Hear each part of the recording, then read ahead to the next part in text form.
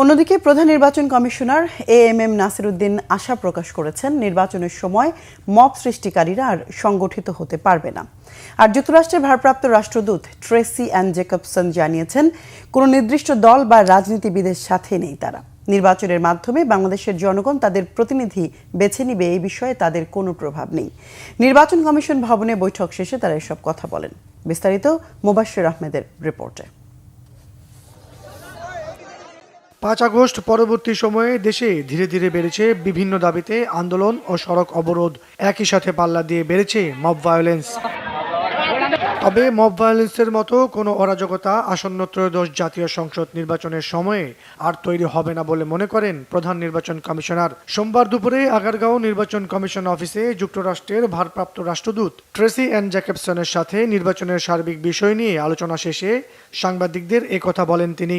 ইলেকশনের সময় যখন 300 কনস্টিটিউয়েন্সিতে যখন একদিন ইলেকশন হবে, ওই মবই ভাগ হয়ে যাবে 300 জায়গায়।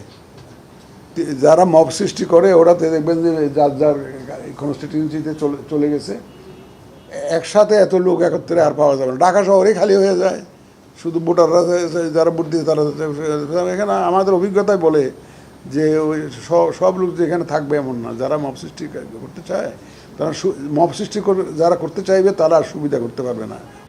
অতীতের নির্বাচন কমিশন স্বাধীনভাবে কাজ করতে পারেনি উল্লেখ করে তিনি আরও বলেন, কোনো প্রকার চাপ ছাড়াই কাজ করে যাচ্ছে কমিশন। নির্বাচন কমিশনের প্রস্তুতির অভাব রয়েছে। নির্বাচন কমিশন প্রস্তুত নয়, ওদের প্রস্তুতি সাফিসিয়েন্ট নয়। এই কথা বলে যাতে কোনো নির্বাচন নিয়ে কোনো ধরনের কথা না হয়, এই জন্য আমরা পূর্ণ প্রস্তুতি নিয়ে থাকব। আমরা কোনো ধরনের কোনো ব্লেম নিতে রাজি না। আমি এই কথাটা ওনাকে জানিয়েছি এবং সেই লক্ষ্যে আমরা কিন্তু প্রস্তুতি নিয়েছি।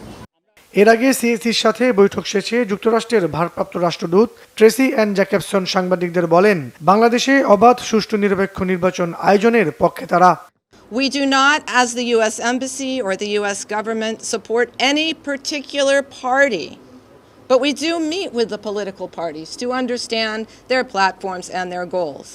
We do not support any particular politician, but we do meet with politicians to understand their goals. And we do not support any particular outcome. That is for the people of Bangladesh to decide, and we wish you all the best success in doing it.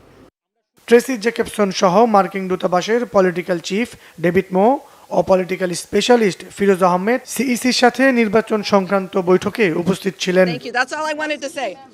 Mobashwer Ahmed, Bangla vision, Dhaka.